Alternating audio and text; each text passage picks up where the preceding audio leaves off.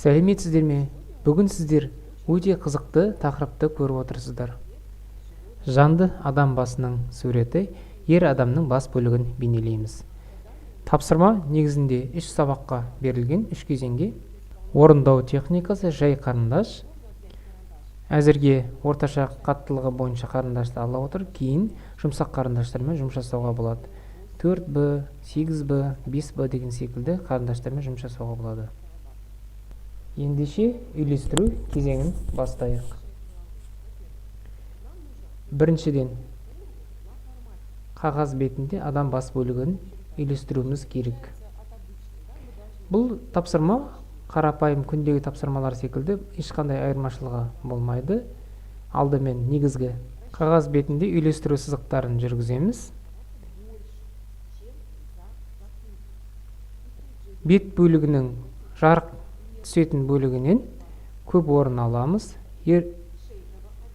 Мойын бөлігін және иық белдеулерін түсіріп бейнелейміз. Осылайша шамамен адам бас бөлігінің қағаз бетінде үйлесуін іздеп белгілеп қойдым. Ал сізге жұмысты орындау үшін адам бет бөлігінің пропорцияларын есімізге түсіреміз. Бұл бет бөлігі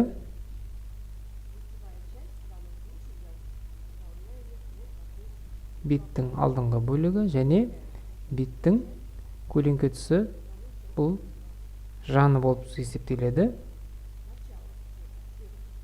Маңдайшасы адам бет бөлігінің маңдай бөлігі. Дөңес маңдайдың қыр сызықтарын белгілейміз. Шықшық сүйектерін белгілей отырып, беттің осьтік сызықтарын түсіреміз. Осьтік сызықтар маңдайдан басталып, иектің төменгі тұстарына дейін созылады. Бұл беттің сызықтары. Жалпы беттің ось сызығы деп те атауға болады.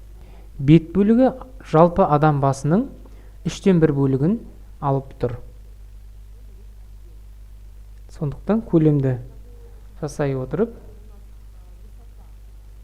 жалпы биіктігі мен енін салыстыра отырып, жалпы адамның бас ми сауытына байланыстыра отырып, жалпы пішінде осылай бейнелейміз.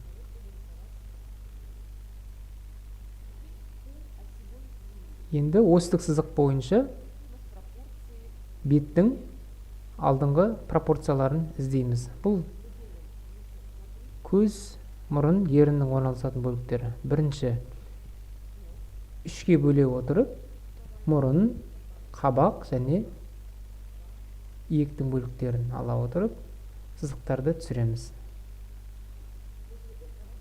Онан кейін осы тұсты қабақтың деңгейінен төмен түсіре отырып, жалпы бас деңгейін 2-ге бөле отырып, тең көз деңгейін анықтаймыз. Жалпы бас бөлігін иектен төбеге дейінгі тең ортасын бөліп отыратын сызық бұл көз деңгейі. Онан кейін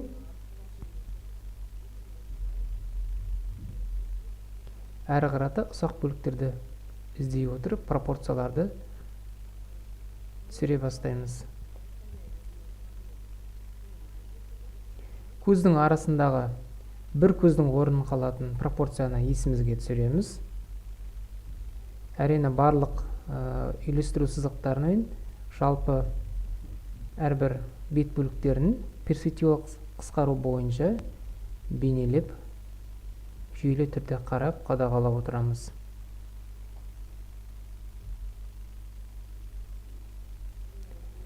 Мұрын бөлігі сіздер білесіздер, тік және жанынан көрінетін сызықтар бұл трапеция секілді немесе призма секілді пішінге сәйкес етіп сызамыз алдыңғы және жанғы бөлігін. Мұрынның шемершектерін қосамыз.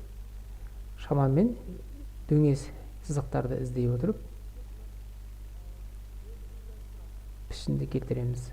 Және ерін мен мұрынның арасын байланыстыратын сызықтарды да қосамыз. Жалпы беттің бағытын қарай отырып, еріннің ұқсастығын іздейміз. Портретке шамамен ұқсастығын іздеп қарап отырамыз. Еріннің шығыңқы бөлігін жоғарғы, төменгі ерін бұлшық еттерін,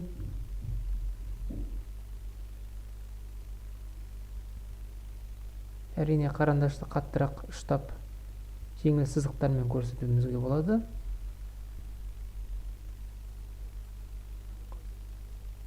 Езудің аяқталу тұстары және ерін ұртының шығыңқы бөліктерін көрсетеміз.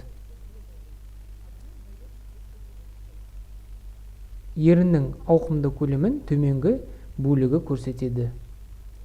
Кері қарата еріннен төмен түсе отырып, бұл иектің дөңес сызықтарын шар тәрізді немесе арка тәрізді үлкен иек дөңестерін іздейміз. Осылайша иектің сызықтарын шешеміз. Жалпы беттің мұрын шемершегінен бастап ұртыменен ерін және иек сызықтарын іздеп табамыз.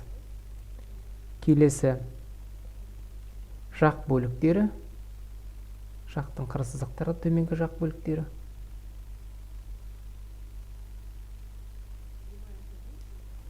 Сәл жоғары көтеріле отырып, мұрынның шемершегін бейнелейміз.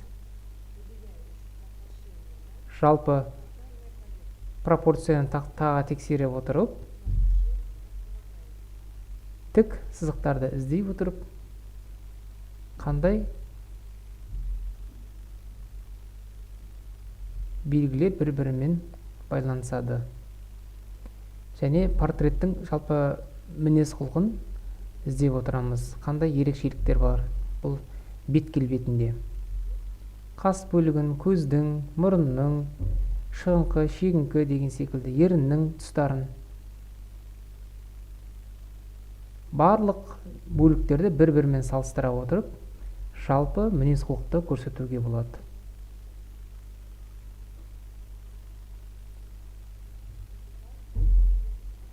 Келесі көз бөлігін үйлестіреміз.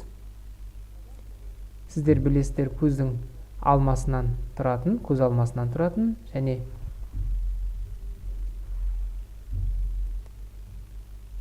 жалпы бір қалыпта отырып, көзді бақылай отырып,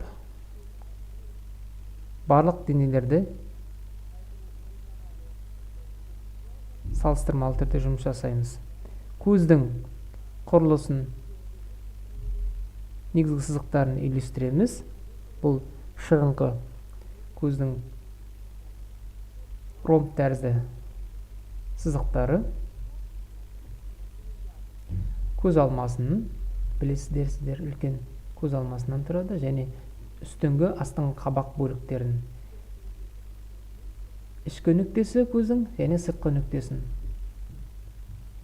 байқап отырсаңыздар, осы сіздер бұрынғы сабақтарда гипсті көзді салуды үйренген болатсыздар.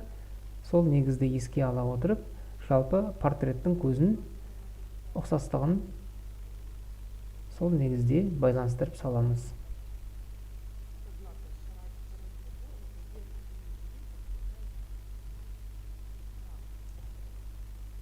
Жалпы шар тәрізді көздің алмасы болғандықтан, жоғары қабақ пен төменгі қабақтың ұқсастығын портреттің натурадан қарай отырып, негізгі қыр сызықтарын мұқият байыппен зерттей отырып үйлестіреміз.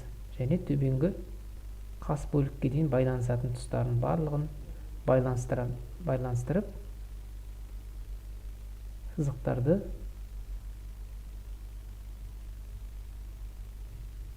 үйлестіреміз.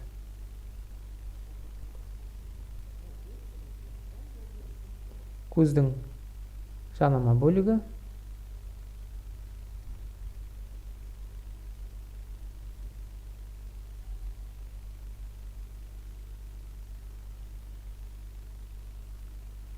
көздің астыңғы үлкен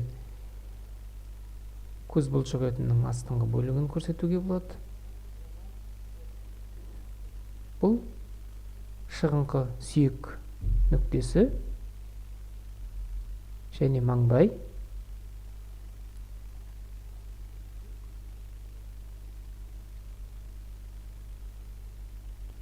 Жалпы шаштың бағыттары мен пішінін көрсетіп қоямыз. Көзге қайтып ораламыз.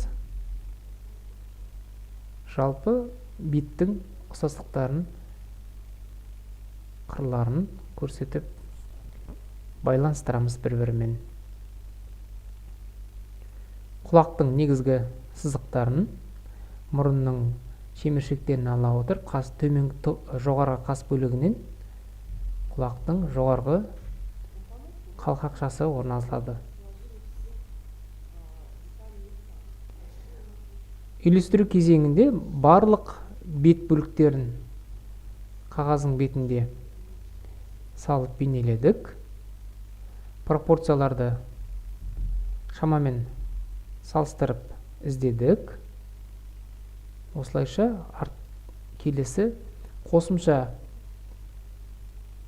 бейнелерді түсіреміз. Бұл киімнің жаға бөліктері. Енді ұсақ бөліктермен жұмыс жасауды жүргіземіз. Сонымен балалар, қараймыз. Бірінші сабақта үйлестіру жұмысын жүргіздік. Негізгі сызықтарды бастадық. Бұл осьтік сызықтар жалпы бас бөліктің пропорциясын, бет бөлігінің пропорцияларды еске ала отырып, қабақты, мұрынның, көздің, еріннің негізгі шығыңқы бөліктерін іздедік.